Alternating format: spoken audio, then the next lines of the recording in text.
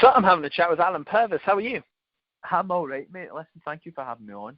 Good. That's not a problem at all. And the reason we're having a little chat is because you've got a new single out called Sweet Talking. Tell us a little bit about the track.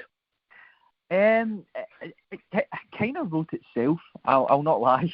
I was kind of messing about on my acoustic one day, and I'd always had the kind of melody in my head, and I'd never really got round to writing it. And I don't know, it was as if it was like somebody in the sky had dropped the lyrics into my hand, and it just kind of flowed from there. And I think for me, rather than trying to rewrite it or to better it or spend too much time on it, I kind of just let it be what it was, and it kind of evolved as I was writing it, and it ended up what it is over the course of a few days. I'm happy with how it turned out, and I wouldn't change it, but it was one of the most bizarre ways I've ever written a song. Yeah, good. And you've done a couple of mixes of it, one that's more sped up and one's a bit more slowed down. What was the reason behind doing a couple of different versions of it?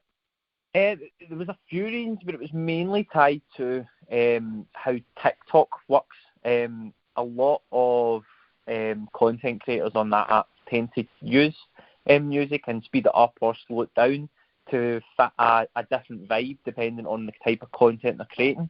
So I thought I would just go one step ahead and create the two versions to suit whatever kind of vibe MD was wanting, so that they could maybe use my song in their content essentially for that app. Yeah, good. And this is the first single of yours this year. Are we hoping to be releasing more music and building up towards an EP at some point this year, do you think? Very much so. I've got quite a lot of plans to release quite a lot of music actually this year. I've just finished 2 singles that I intend to release across the year, but I intend to record another 3 at least. So hopefully have another 5 out. I'm being ambitious with it this year, basically. Good. That's great to hear. And I'd like to ask, what made you write and release music in the first place? I've been obsessed with it since I was about 13 years old, if I'm being honest. I sneakily stole my dad's iPod and took it to school one day with me, and it had all these Oasis records on it, and I became utterly obsessed with the song Morning Glory on it. And from there, I pretty much taught myself guitar and how to write music, because I saw myself as a bit of an old Gallagher back then. And it's just ever since then, I've really, really, I've been obsessed with it. I can't go a day without listening to it. And I really nowadays struggle to go a day without writing something. Just because I've got all these melodies that fly through my head. But my head is basically music and then a couple of important things in it, but that's about it. Yeah, and do you think you've kind of honed in what your sound is yet, or are you still planning on trying a few different things just to see if they work for you? Well, I'm writing with a few other people, and I tend to write myself, and in terms of my own style, I don't try and change the wheel. I literally write just catchy hooks, kind of melodic stuff. The idea of being able to play like festivals and just have big kind of sing-along anthems, that's kind of my style. But recently I have started writing songs with other people for them to use, and that kind of goes into a lot of different styles and stuff. It's definitely not my kind of style, and it wasn't something I would release under myself, but there's definitely scope for writing in different genres. Yeah, that's great to hear. And you must have some aspirations of where you want to take your music to. What's one thing that you really do want to achieve at some point in your music career? I'll headline the Pyramid stage at Glastonbury. Just a small one. It's a great choice. I can tell you that.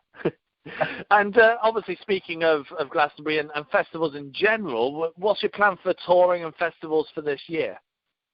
I'm playing a couple of festivals, and I've applied to play a couple more festivals throughout the summer sort of season. If I'm being honest, I can't see myself playing too many this year, simply because priority this year is kind of building myself as an artist, getting some music out there and making the connections that I need to. So I think it will be more next year before I could see myself on bigger stages and bigger bills and stuff. But I've definitely got a few sort of mini festivals around Scotland that I'll be taking part in, which I'm really, really looking forward to.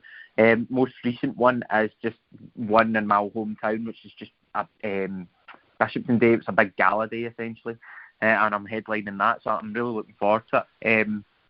Yeah. Yeah, and do you think you'll be doing some tour dates as well? Yes, I've got a pretty important gig on the 14th of May at the Coolies in Glasgow, which I'm really excited for because that is DF Concerts that are running that. And I've got a few more gigs at schools and things like that throughout the summer season that my manager's organised. So I'm looking forward to actually playing them. I'm trying to think what else actually. There's quite a lot actually. I need to get my calendar up.